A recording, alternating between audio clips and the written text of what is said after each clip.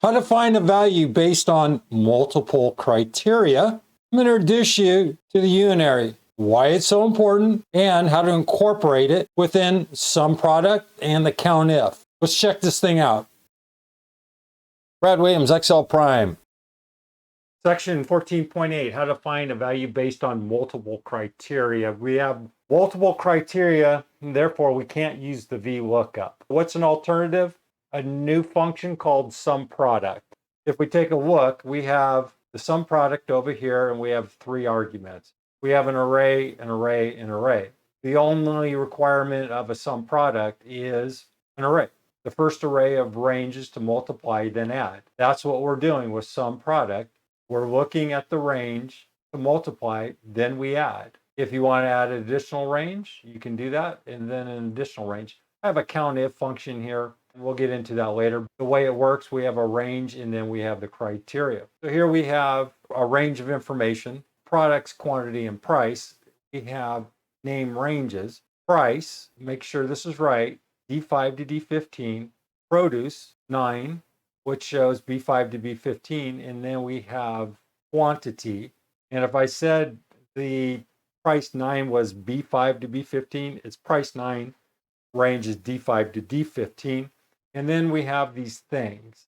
The things are just the produce. We just called it things for simplicity. What we're trying to do is find a value. What if we have radish and there's more than one radish within this range? So in other words, this is a simple example, but I'll delve into it a little bit deeper.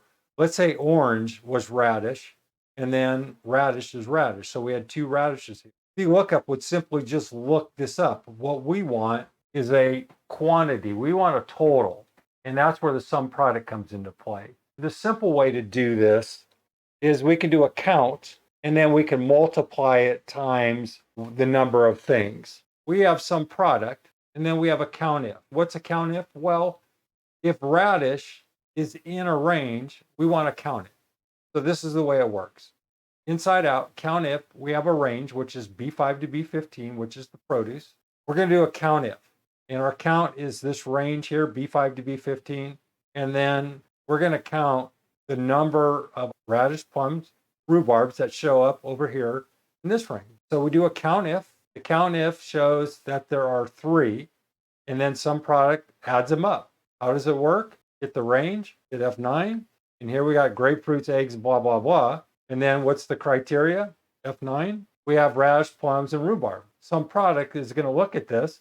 If radish, plums, and rhubarb show up in this argument, then it's going to add them up. It's going to sum them product. So we get a total of 3. Escape. Now, if we change orange to plums, we get 4. Why? Well, how many times do we see radish? We see 1. How many times do we see plums? Well, we see 2. How many rhubarbs? 1. Well, that adds up to 4. That's what the SUMPRODUCT does. That's what the COUNTIF does. Let's escape. Let's go Control Z to back out. In addition to the count, what if we want to find a sum of a specific thing? Let's say radish. We want to know how many radish, if any, in this range. And if so, we want to know the quantity times the price. To do that, we just have a SUMPRODUCT function. And what does it do? It looks up produce. What is produce? B5 to B15. What is it looking for? It's looking to find if this produce equals F5, equals radish. And if it does, it's going to look up a price. What's price 9? Remember, here we're looking up an array. And then what's the second argument? We have a second array. And then we have a third array. We can do this forever. Not forever, but 60, 70 friggin' arrays, if that's how far you want to go out.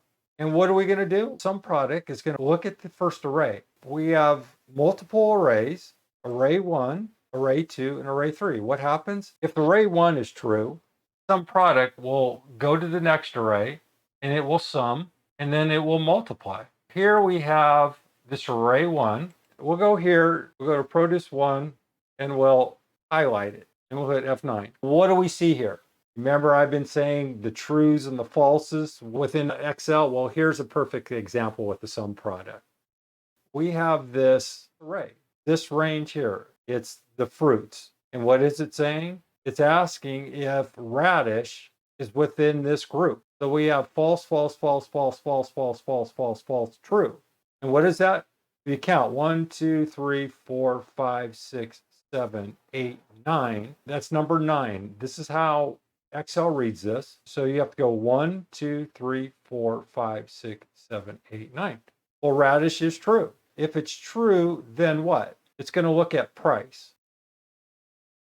Then it's going to look at quantity. Then it's going to take 3 and it's going to multiply times 4 to come up with 12. Here's the catch. We know you can't multiply a false, it has to be binary. In other words, this false has to be either a 0 or a 1 for Excel to read this. And the only way that works, and I'm not going to delve into it too deep, it's called a unary. And here it is down here. The unary, what it does is it coerces these true and falses over to ones and zeros. It's software engineering. Just understand that the only way for this sum product to work is to change these falses into zeros and ones. And how do we do that?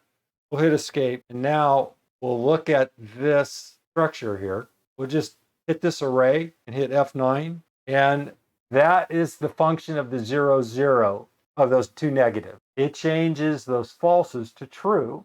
And if that's the case, then what happens? We're going to multiply 0 times whatever is in price 9. Well, let's look at price 9. If we highlight this and we go to array 2 and we hit F9, we're going to see 5, 2, 5, 5, 4. And then if we go to quantity, we're going to hit F9 and we have an array of numbers. If we go back to the beginning here and we had false, false, false, false, false, false, false, then a true and a 1 and 0, you can't take false times 5 times 3. Remember, it's sum product. In order for this to work, we go 0 times 5 times 3 equals what? 0.